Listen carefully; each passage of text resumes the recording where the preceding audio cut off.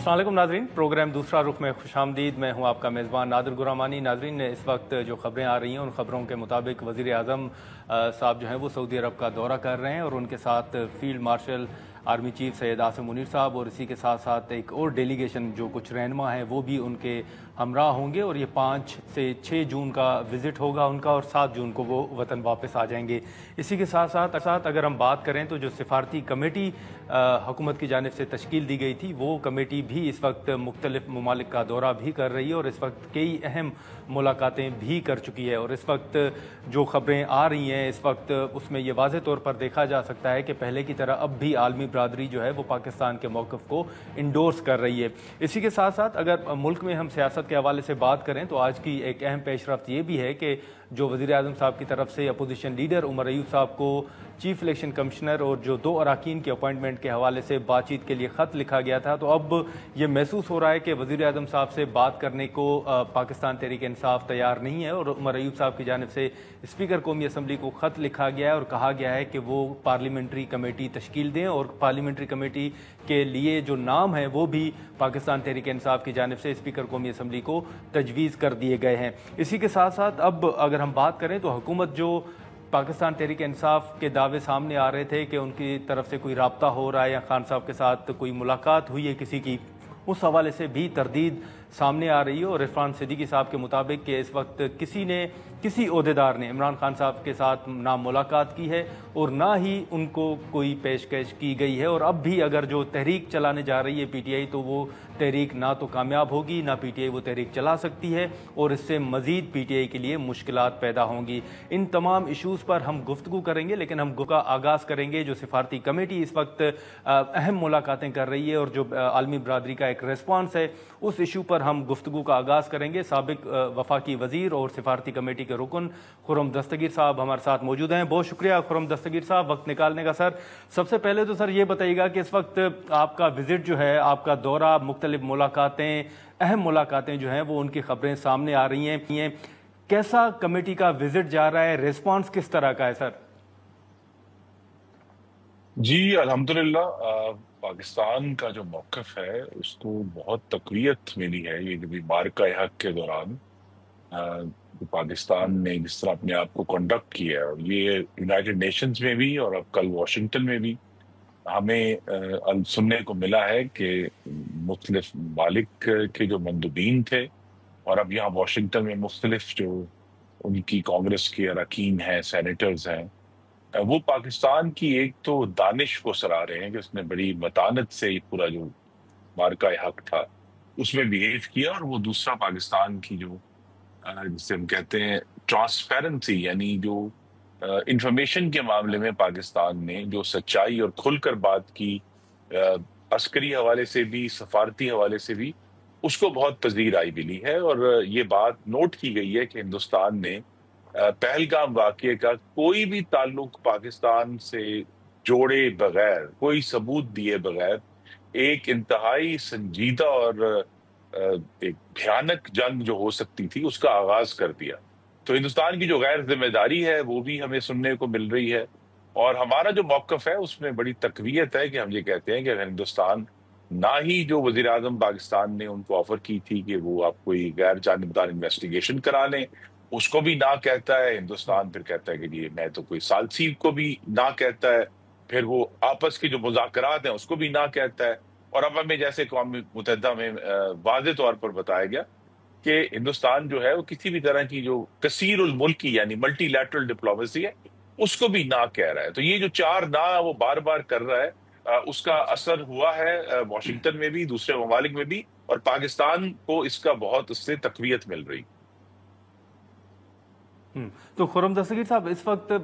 ये जो सिफारती कमेटी आपके इल्म में है कि सिफारती कमेटी के विज़िट से पहले ही जो भारतीय डेलीगेशन था वो पहले उन्होंने मुलाकातों का सिलसिला एक शुरू कर दिया था। सर, जब आप वहाँ पर पहुँचे थे तो मैं जानना ये चाहूँगा कि जो प्रोपेगेंडा भारत ने किया था तो आपके पहुँचने के वक्त आपके मुताबिक क्या नैरेटिव था और आपकी ब्रीफिंग और पाकिस्तान की जो सिफारती कमेटी है उनकी जानिब से हक़ाइक़ रखने के बाद अब आप क्या नैरेटिव बनता हुआ देख रहे हैं?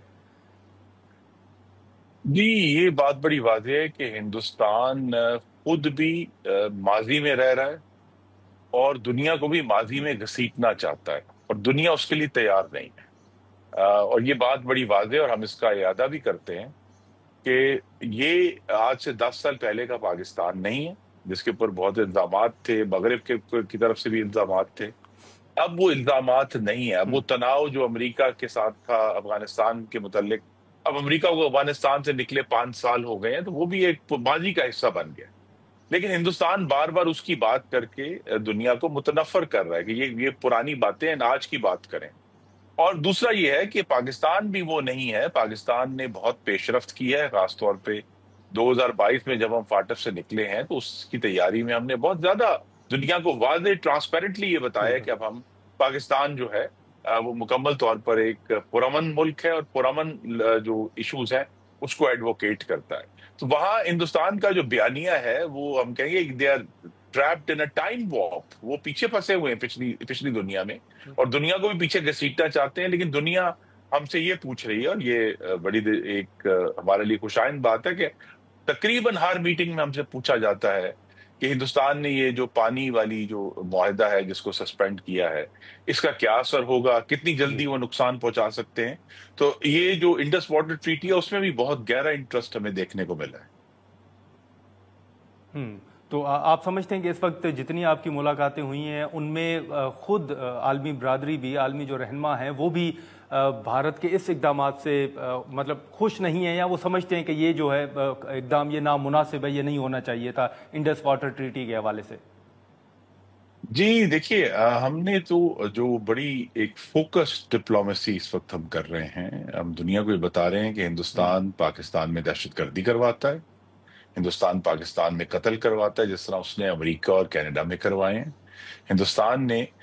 جو ٹھیک ہے۔ سندھ طاس معاہدہ ہے اس کو معطل کر کے نہ صرف بین الاقوامی قوانین کی خلاف ورزی کی ہے، بلکہ وہ ایک انسانی جرم کا مرتکب ہو رہا ہے کہ اگر آپ 24 کروڑ پاکستانیوں کا پانی روکیں گے تو ایک پوری تہذیب اس سے متاثر ہوگی۔ اور آخری چیز یہ ہے کہ ہندوستان نے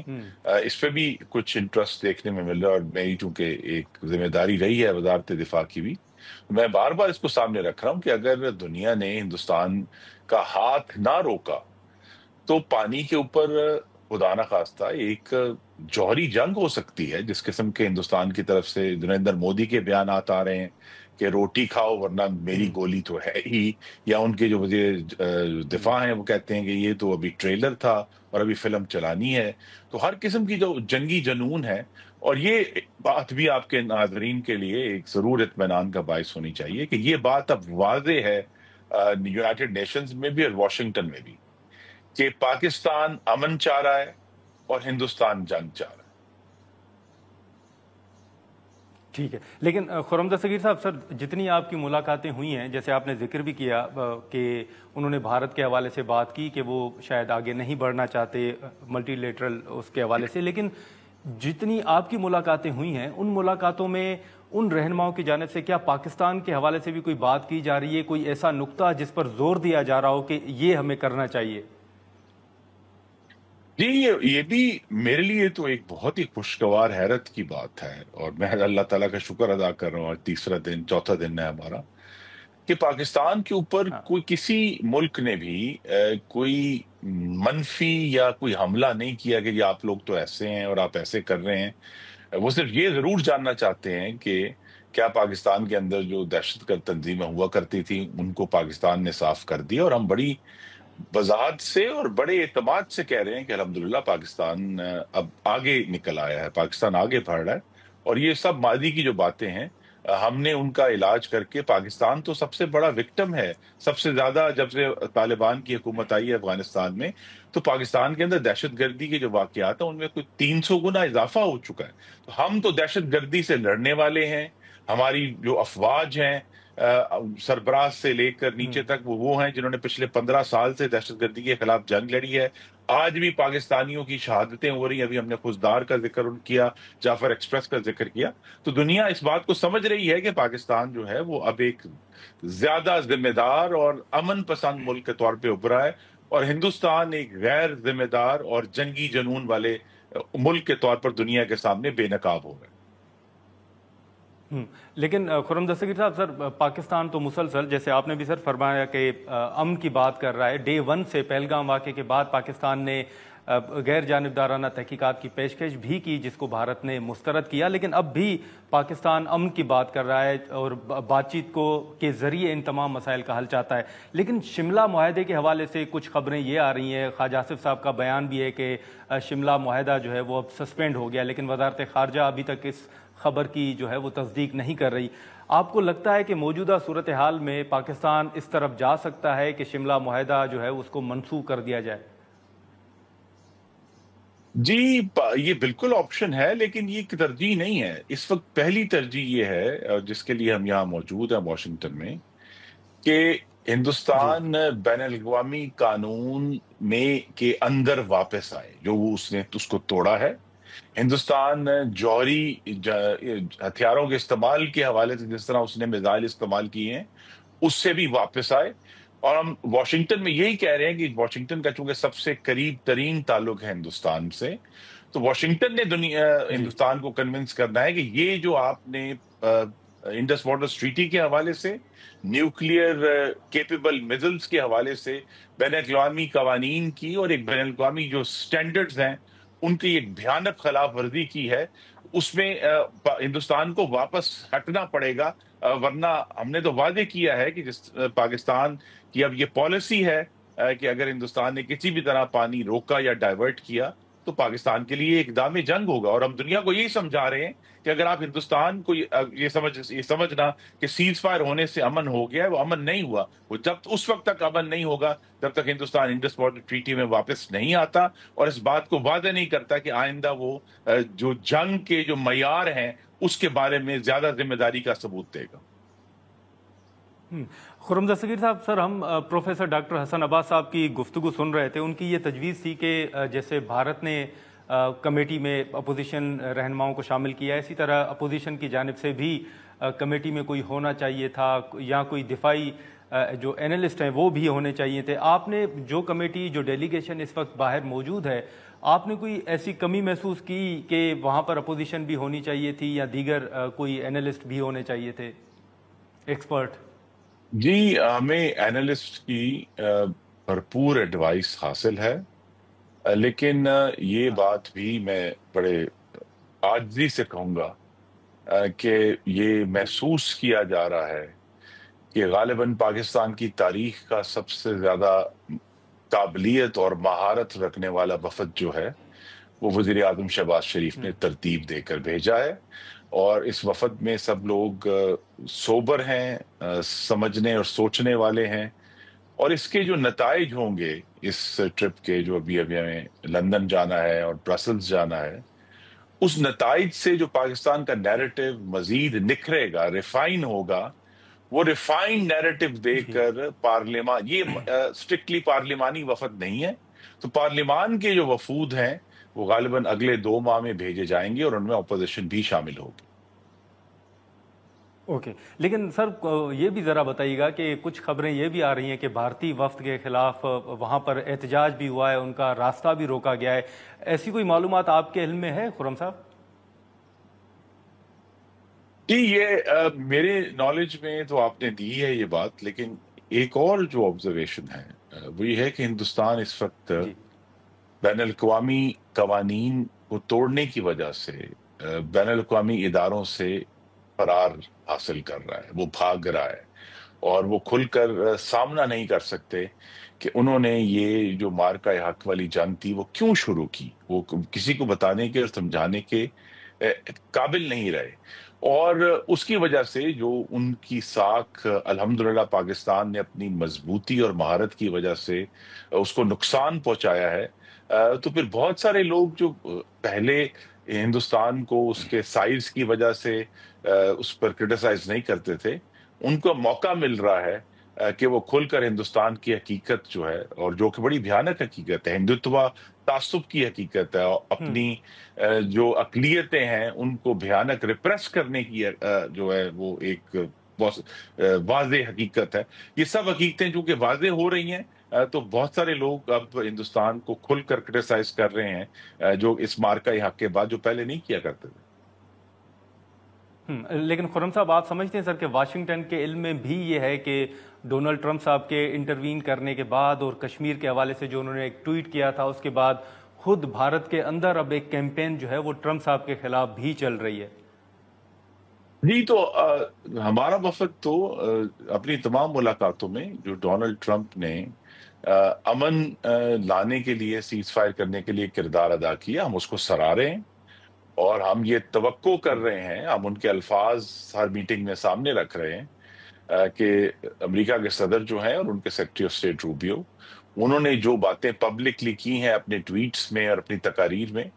वो आने वाले दिनों में उस पर अमल दरामद करेंगे, क्योंकि जो इसका दूसरा मुतबादिल है, अगर वो ये नहीं करते, और मैंने ये बात खुलकर की है कल, अगर सदर ट्रंप और जो अमेरिकी एडमिनिस्ट्रेशन है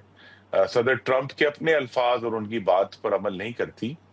तो फिर अमेरिका को ये बात समझ लेनी चाहिए कि हिंदुस्तान का इस वक्त जिस किस्म का जंगी जनून जा रहा है कि एक जंग होगी, और अगर उसको ना रोका गया, चाहे वो पानी के ऊपर हो या हिंदुस्तान की दूसरी गैर जिम्मेदारी की वजह से हो।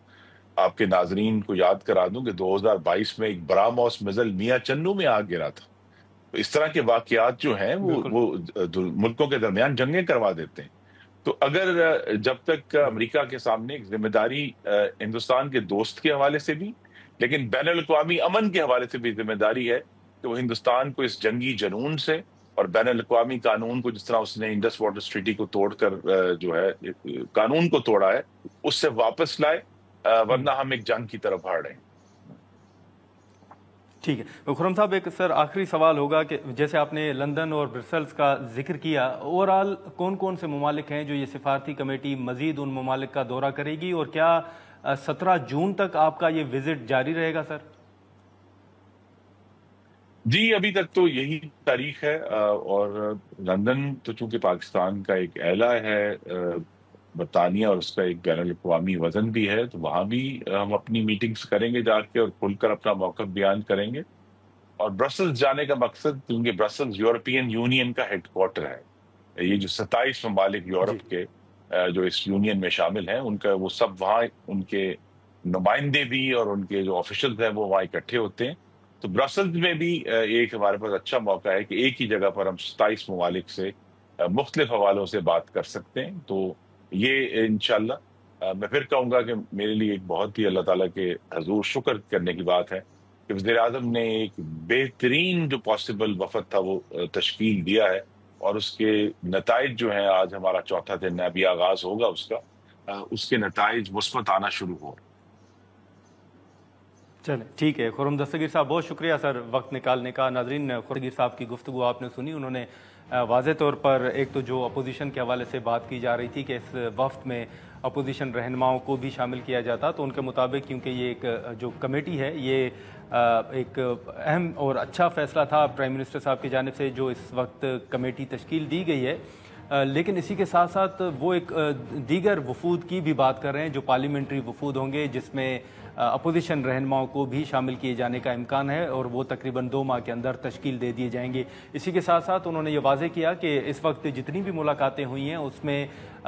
जो रहनुमा हैं, जो आलमी रहनुमा हैं, उनकी जानिब से पाकिस्तान के मौक़िफ़ को इंडोर्स किया जा रहा है और भारतीय जो इक़दामात हैं उन पर तशवीश का इजहार भी किया जा रहा है। हम यहाँ पर एक शॉर्ट ब्रेक लेते हैं, और ब्रेक के बाद जैसे हमने शुरू में जिक्र किया कि पाकिस्तान के अंदर जो सियासी एक माहौल है, सियासी इस्तेकाम के हवाले से जो बात हो रही है, और जो हुकूमत की जानिब से PTI के ऊपर तनकीद हो रही है कि ना वो तहरीक चला सकते हैं, और अगर वो तहरीक चलाएंगे भी या जो भी इक़दामात करेंगे तो उनके लिए मज़ीद मुश्किलात पैदा होंगे, और इसी के साथ साथ इमरान खान से मुलाकातों के हवाले से भी हुकूमत तरदीद कर रही है। हम यहाँ पर एक शॉर्ट ब्रेक लेंगे और ब्रेक के बाद तैमूर सलीम झगड़ा साहब हमें ज्वाइन करेंगे।